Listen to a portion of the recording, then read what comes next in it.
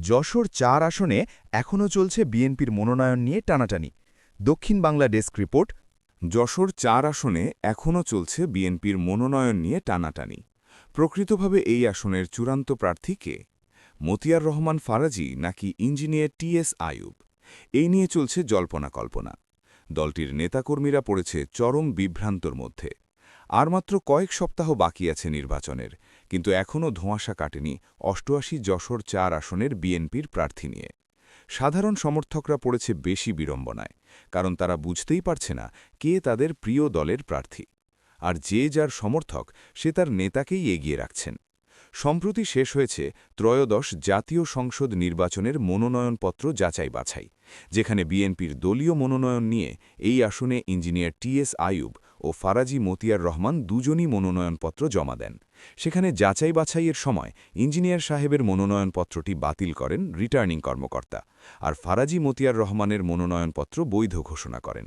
সেখানেই হয়তোবা শেষ হয়ে যাওয়ার কথা ছিল বিএনপির প্রার্থী নিয়ে টানাটানি, কারণ ইঞ্জিনিয়ার টিএস আইয়ুবের মনোনয়নপত্র ঋণ খেলাপির দায়ে বাতিল হয়েছে, আর ফারাজি মতিয়ার রহমানের মনোনয়নপত্র টিকে আছে। কিন্তু এখনও সেই টানাটানি শেষ হয়নি, কারণ এখনও তো আপিল বাকি আছে। ইঞ্জিনিয়ার টিএস আইয়ুব তো জানিয়ে দিয়েছেন তিনি আপিল করছেন, তাহলে এখনও হিসাব নিকাশ বাকি রয়েছে। যদি আপিলে তার মনোনয়নপত্র আবার বৈধ ঘোষণা হয় তখন। এখন বিএনপির নেতাকর্মী ও ৮৮ যশোর ৪ আসনের সাধারণ ভোটাররা তাকিয়ে আছে ইঞ্জিনিয়ার টিএস আইয়ুবের মনোনয়নপত্র বৈধ হয় কিনা। আর যদি বৈধ হয়ে যায়, তখন তাদের দল বিএনপি কী সিদ্ধান্ত নেয়? ফারাজি মতিয়ার রহমান নাকি ইঞ্জিনিয়ার টিএস আইয়ুব? কেই হবে ধানের শীষের প্রকৃত প্রার্থী? ৮৮ যশোর ৪ আসনের বিএনপির এক শ্রেণীর কর্মীরা বলছেন, মনোনয়ন নিয়ে যে টানাটানি চলছে তাতে তাদের বিরোধী পক্ষ উপকৃত হচ্ছেন। তাদের দলের ভেতরে এই টানাটানিতে তাদের ভোট কমে যাচ্ছে আর প্রতিপক্ষের ভোট বাড়ছে।